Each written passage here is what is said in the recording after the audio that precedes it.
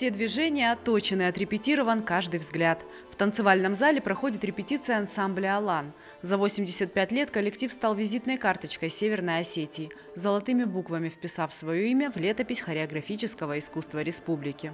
Ансамбль был организован указом Совнаркома в 1938 году. Этот год для нас юбилейный.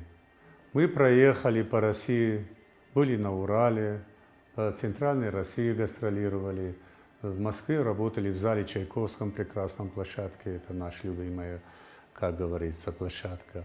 А потом в Петербурге тоже отработали. Здесь тоже по селам.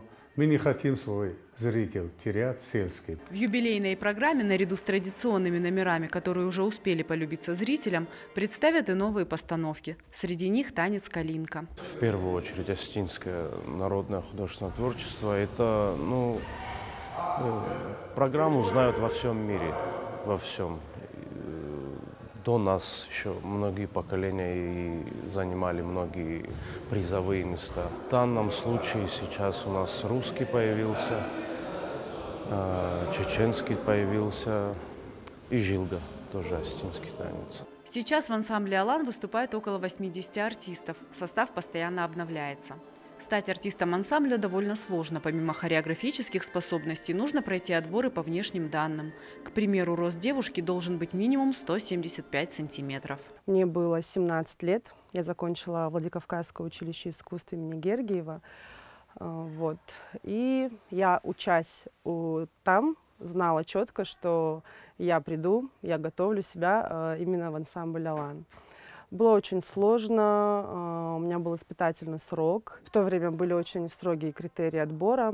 На меня одевали костюм, то есть грим. Смотрели вплоть, как я выгляжу, как я смотрюсь ли я в костюме. И уже после оформили меня спустя 2 месяца.